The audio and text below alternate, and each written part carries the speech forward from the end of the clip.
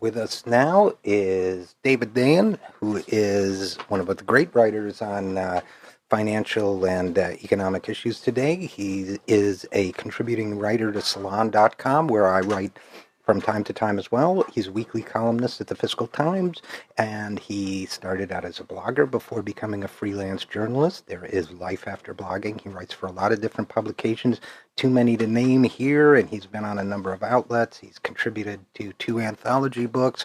Prior to writing about politics and economics, he had a 17-year career as a television producer and editor, which explains a lot. No, it doesn't. Hey, Dave, thanks so much for joining us. Thanks for having me, Richard. Listen, there's so much we could talk about. There's so much going on right now, and you and I have both been covering a couple of things. But why don't we start with? We haven't said much on today's program about. We've only mentioned in passing the big news event of the week, which both you and I wrote about, with roughly the same angle, which is Eric Cantor's loss. He wrote a piece for Naked Capitalism. Cantor's loss, a triumph for anti-corporate right-wing populism, which is the same take I had on it. Tell us a little bit about that, if you would. Sure.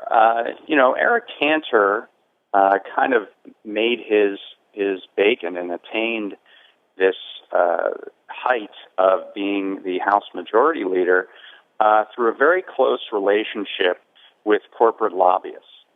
And one thing, perhaps the main thing, that David Brat, who is his challenger, the Republican, did in trying to oust Cantor was to talk about this and to really go after these ties that Cantor had, and do it in a very populist manner.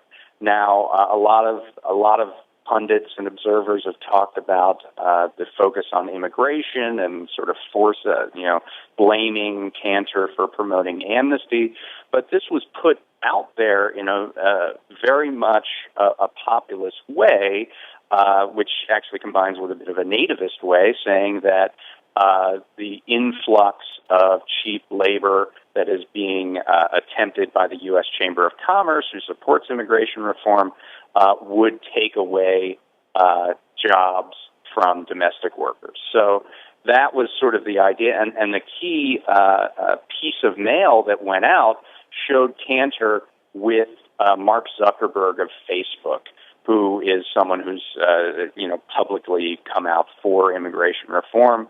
And I think this was meant to get across that Cantor is in bed with big business and not looking out for your interests. There were several indications of this throughout the campaign, and it appears to have been successful.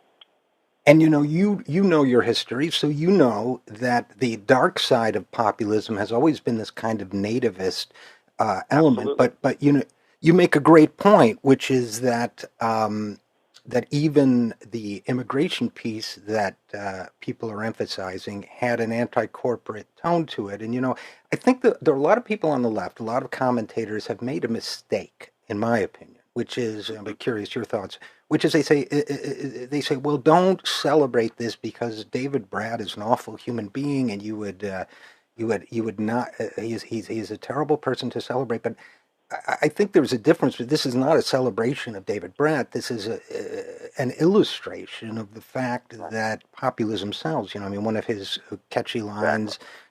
One of his catchy lines. He says, "I'm talking about the crooks. They didn't go to jail. They went on to Eric Cantor's Rolodex." Right.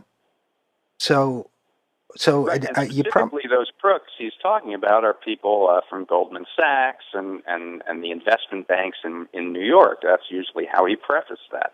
And so it does illustrate that this kind of talking about people who look out for corporate interests over constituents.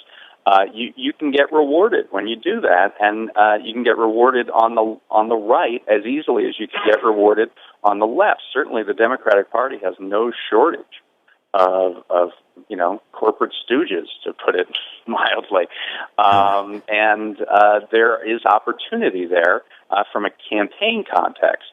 to do that. I don't know how much opportunity there's going to be to work with David Brat in a governing context, but the idea that people, who are strained and vulnerable in this economy are fed up with a government they feel doesn't work for them is very notable.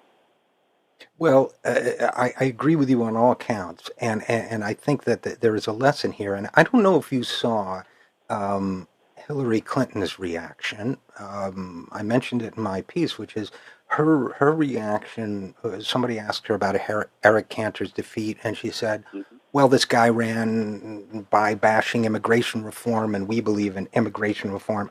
My take, and I'm curious for yours, my take on that was if you were an anti-populist corporate Democrat, as I consider Hillary Clinton to be, based on all the evidence, that's exactly what you're going to say.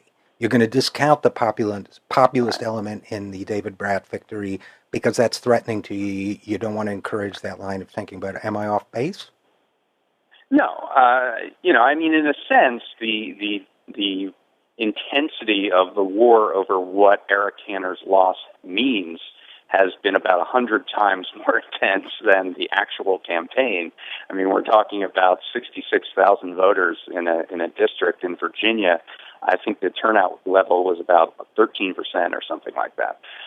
So we shouldn't read too much into it. But what we should do is take note of the fact that, Cantor was kind of a liaison to the Tea Party among the Republican leadership.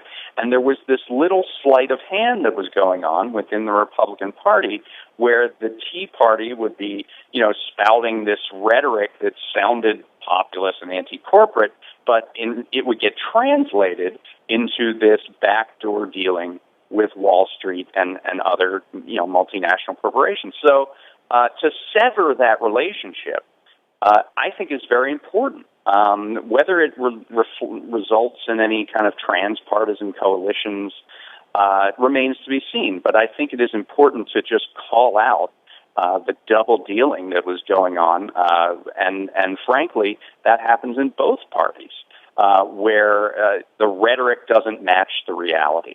And so any time that changes and that gets severed, I think is pretty good for democracy.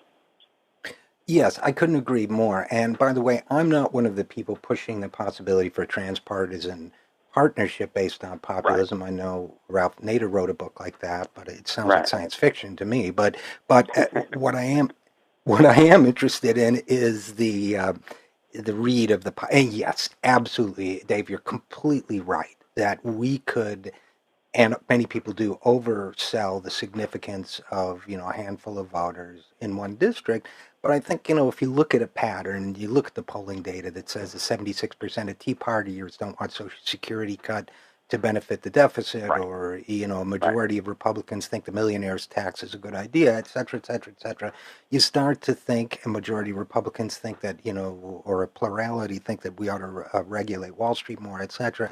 You start to think, well, maybe there's something here. Maybe it's worth at least noting.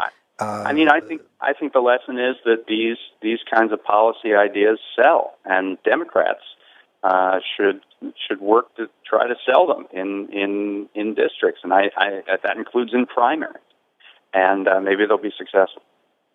right. I mean, I would think, look, if I look at the motivation of a member of Congress or a presidential candidate or a senatorial candidate, there's always going to be an enormous temptation to go corporate and get corporate Yep. money. But and look, the story isn't written about where the dark money for David Brat came from. So they say he was outspent by 20 to 1, 40 to 1, but was there dark money in there and so on? But at the end of Right. the day, if people can rally, especially at these local low turnout congressional primary elections, can rally the base and get a different outcome, uh, that would get somebody's attention and maybe be a positive development. Any final thoughts before we go to break on the Brat thing? Because we got a couple other things to talk about after our Right. break. I Any mean, final thoughts? um, well, I mean, I just generally agree with that, and we'll have to see how this translates. But, there are groups between Blue America and the Progressive Change Campaign Committee who are working on this level. I mean, certainly over the last year, we've seen a renaissance in the Democratic Party in talking about expanding Social Security rather than cutting it.